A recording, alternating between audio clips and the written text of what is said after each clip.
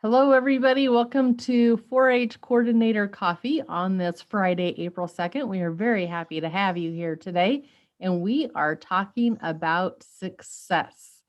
So, Got Success is the name of the game today, and we're going to talk about how to use success markers in your 4-H club as well as your 4-H members. And our first instructor will introduce themselves now. Nancy. Hi, everyone. I'm Nancy Weeks. I'm from the great state of West Virginia, where it's 31 degrees today. My involvement is as a level 3 national 4-H shooting sports instructor in the coordinator discipline. And I'm also a shooting sports volunteer on our state level committee and task force. And I'm Tammy Stewart. I'm coming from you from Nebraska today, where it's windy, which if you've been here, you know it's often windy here. And my go-to when I work with 4-H is 4-H camps, 4-H workshops, and public events. So very rarely do I actually get to work in the club setting. And often I'm teaching hunting or outdoor skills, and archery are my big things, although I'm certified in a couple others. I also serve as a trainer for the coordinator discipline for our state as well as National 4-H Shooting Sports Committee. And so one time I knew that I had hit success was when a 4-H alum went on to shoot collegiate at a rifle team, and she got 5 posters. And of the 5 posters of her collegiate rifle team, she took one to her mom and dad, one to grandma, one to her high school guidance counselor, kept one herself, and brought one into me at the extension office. And it was at that moment I realized that helping young people build these life skills, I believed I was doing it, but at that point I actually knew I was doing it and making a difference. Nancy, what's a time that you had great success in working in your 4-H program? I think, Tammy, the most success I see on a regular basis as I work in the county level is that first time shooter that comes in and might be a little nervous and even their hands shaking when you present them with their first air rifle or air pistol to use in the program. And the success comes when they hit that target. No, they never thought they could. I recall once we were trying to convince an extension agent that she could do this. Oh no, I've never shot a gun. I couldn't do that. And in about 20 minutes, our coaches had even her hitting the target, and she was just over the moon. How awesome. That is so awesome. So, what is a success marker then? So, it's when you decide that there's a certain skill or an attribute or a talent that you want to develop in a young person or within your 4-H club. And what you do is you start off with this basic idea of this is what you expect to see towards that. This is what you would like to see. And then this is what you would love to see. The idea for this came back from the 1990s era when some researchers within Extension were putting together program expectations and found out in if they were able to define what success looked like, that people would try to work towards it and achieve it. So we've kind of taken that idea and twisted it over into 4-H shooting sports in a way that's really easy for a volunteer to understand as well as the young people that they're working with. So what does that look like then when you actually are using this with young people? So if I was working with an ambassador group or maybe a leader or officer group in a 4-H club and public speaking was a skill, I would say, I want each of you to lead the 4-H pledge at a meeting. And then I would like to see them at some point during that year give a 4-H club demonstration. And then I love to see you take your knowledge of shooting sports or the discipline and go give a speech about it in the county speech contest. So you can see how one level builds on the other till we get to that love to see. Now, that was kind of a long-term yearly goal that I just shared with you. So what would this look like if you just took a shooting sports goal? I think almost every discipline has follow through, so that's the one I chose for this. And so what would we expect to see on follow through? Well, that you're going to stay on that target until you've either released that arrow or pulled that trigger. What we'd like you to do is stay on target till you actually see it hit that target. And then what would we love is that once you shoot, you take 2 breaths before you let down your firearm or your bow. So that's an idea of how you could set up something like follow through in your discipline and really tailor it towards the shooting sports skills. But Nancy, we know that the most important thing about 4-H is the 8 essential elements, and that at some point we want to make sure that the kids are belonging and independent, getting mastery and generosity. So, what would success markers look like for that? Tammy, the beauty of success markers is that they are so versatile and they're so easily adapted to whatever situation you find yourself in. And they work very well with the 8 essential elements.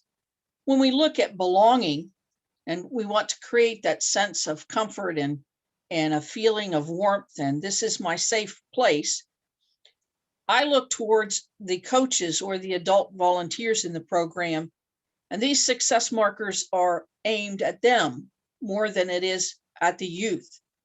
Because what we would expect to see of the coaches is that they would make name tags for each shooter and be able to call each shooter by name instead of, hey, you. A recognition that I know you and you're important to me. What we would like to see is the coaches then move to the next level and begin having small group meetings with their youth to talk about goal setting and what goals they might set for themselves.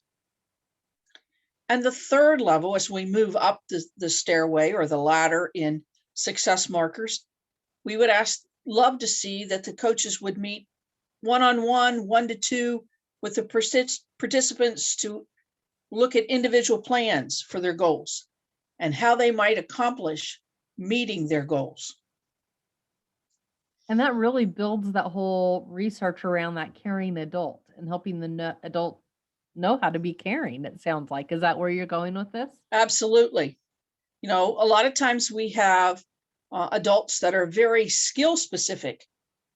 They're very good at the actual functions of the shooting sports, whether it be air rifle, air pistol, shotgun.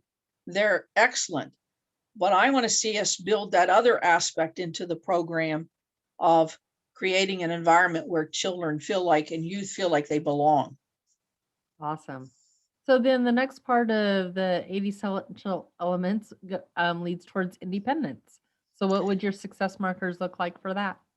Success markers in this case are designed for the participants, for the youth, in building that success and building that independence and making them responsible young people.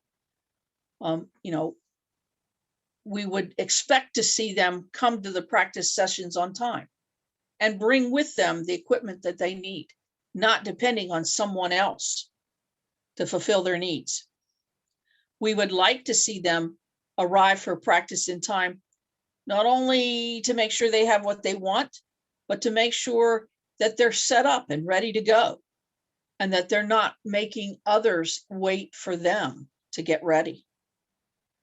And then we would love to see them arrive at practice time in time to help set up the range and even stay after to make sure everything is cleaned up and securely stored for the next session, so that they're taking the responsibility and the ownership for their program. They're not depending upon someone else. You know, I have a little sign in my kitchen that says, "Mom's off duty, clean up after yourself." You know, that's that responsibility level and that level of independence. Because as they mature to adults, they're going to need to be independent and self-sufficient and productive. And that's one of the main missions of the 4-H program. As I look at this, what I love is the way that you frame this as it's like the first level is about just them, right? The single person. And then it includes the club members. And then it includes like this whole group of volunteers and families. And I just love how like you expanded that out. That independence is beyond me. It is for those around me too. That's so awesome. Tell us about mastery. Mastery involves that ever present life skill of goal setting. And this again is between the participant and the coaches. It can go back to that and tie in very well with belonging, because first they have to have that relationship with the coach. And then together with the coach, what I would expect to see is each shooter being asked what they believe to be their baseline skills. Whether it's, wow, I've never, ever picked up a bow. Or, yeah, I've done some shooting in my backyard with my dad. Okay, what is your baseline? What do you expect to see when you first start? And then I would like to see each shooter being asked to set a reasonable goal to be reached, maybe during the next month or over the next 6 weeks, small increments. And what we would love to see, we tell our kids all the time, dream big. Go for that big dream. And so we want to ask each shooter to dream. What skill level would they like to see themselves achieve, and then help them develop a plan to reach that dream? All along, we need to be careful with them that they're setting reasonable goals and that they have a realistic plan to achieve that. In that comes that element of teaching, oftentimes, to accept some degree of failure. And that failure isn't always a bad thing. You know, we used to have a gentleman in West Virginia, his name was Tubby Boggs, and he used to say, "'Tain't no sin to fall down. 'Tis a sin to lay there and just grunt." So in this mastery, we're also teaching kids to get up, to keep going, to keep working. You know, as you share this about mastery, it makes me think of a 4-H'er I had that his name was Dylan, and he's now a 4-H leader for us. He's an alum. And because he did the big dreaming big of goal setting and shared that with me and his leaders, when it came to the National 4-H Shooting Sports Championships, he volunteered each year. And I made sure that he was always aligned with people that would help align him to his goals. So if his goals that year were on archery, then I'd have him go work on the archery range. If it was hunting skills, I'd go have him work on that range. So then he got to know the NWTF and the Pheasants Forever and all the people there.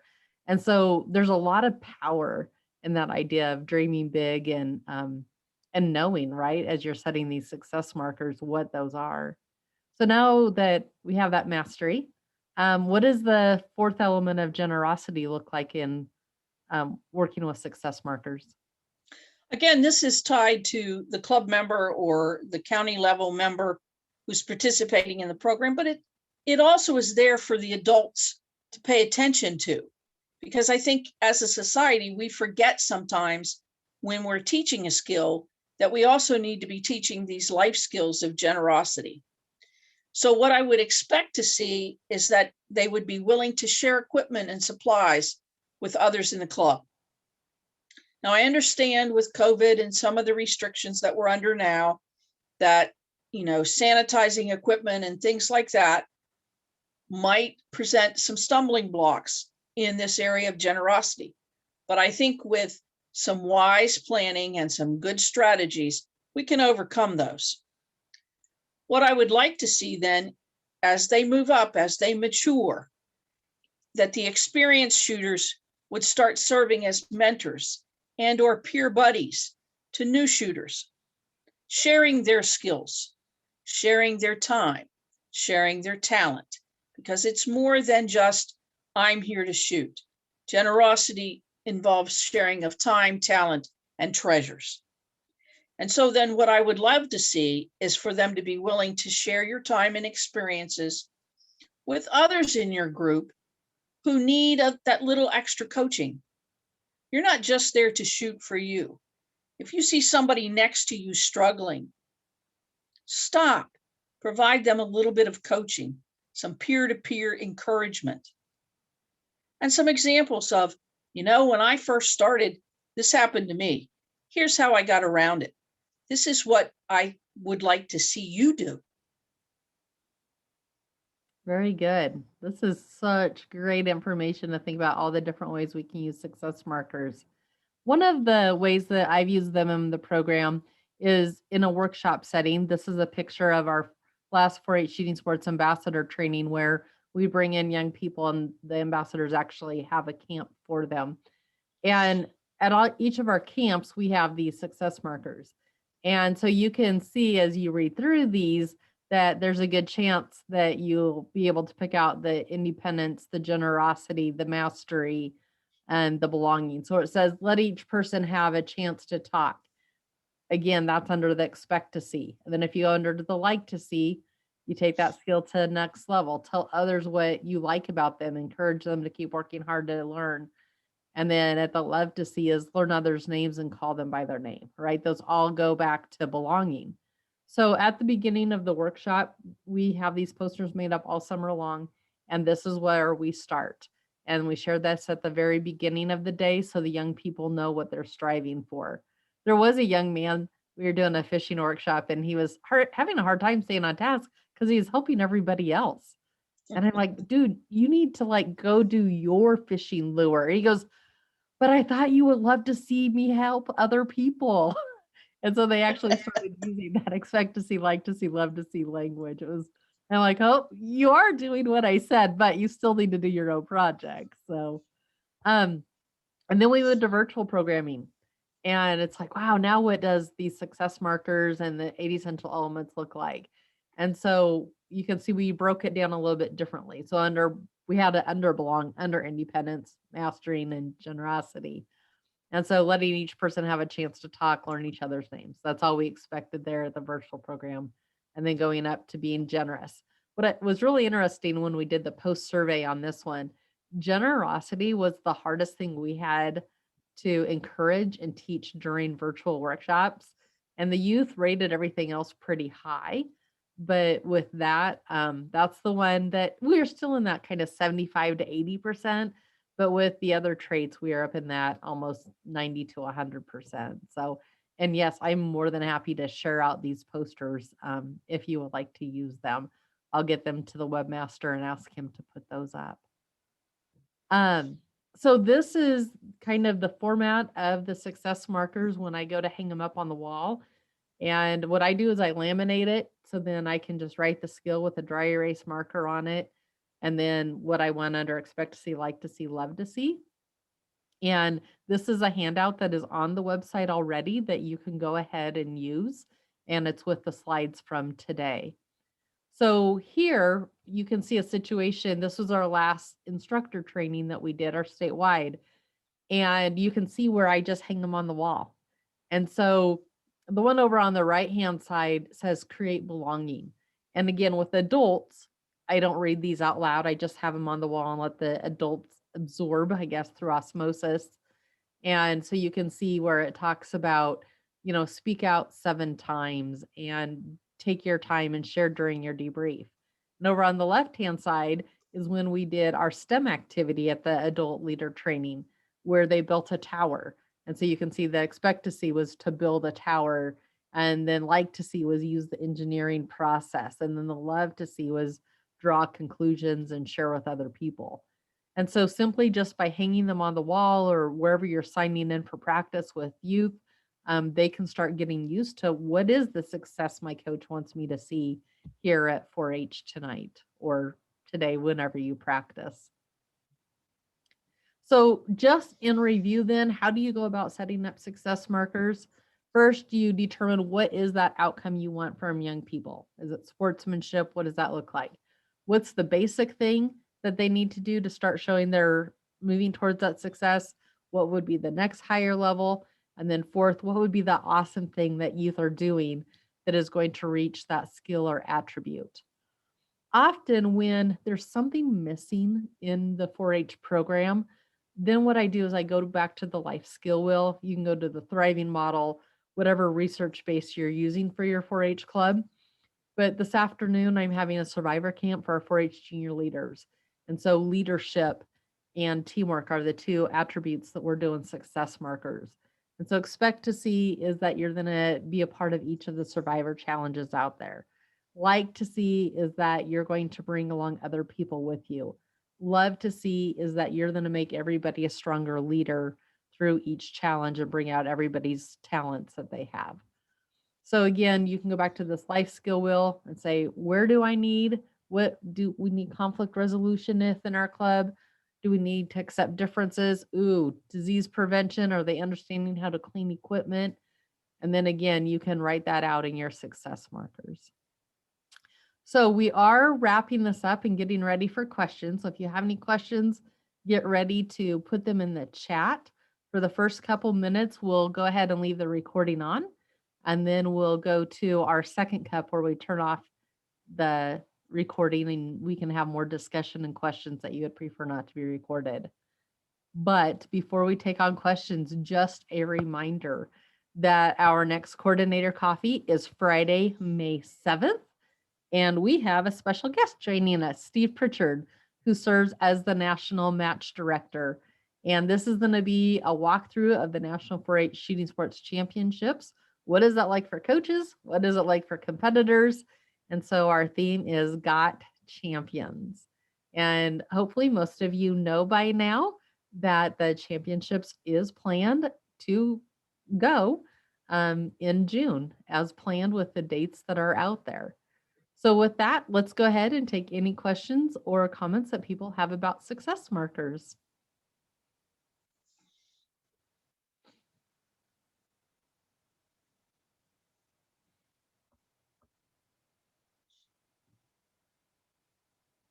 Well, in that case, I'm going to, Scott, is there anything in the chat that you've caught? Nope. Chat, other than the question of sharing the posters. That's about the last one. So. Okay. Well, let's go ahead and thank Nancy today for her inaugural coordinator coffee. Very happy. Thank you very much, Tammy. It was a pleasure. I just think everyone needs to think about success markers, and we use them every day, whether we think about them or not. Absolutely. In what we expect our day to be like, what we would like to see our day be like, and what we would love to see our day be like. Absolutely. Thank you. And yes, the next coordinator coffee is Friday, May 7th. And just as a reminder, they are scheduled for the first Friday of each month now through December. And so once you register, you're registered for all of them for 2021. With that, we'd like to thank everybody for coming today. We'll stop the recording and then have any discussion you would like.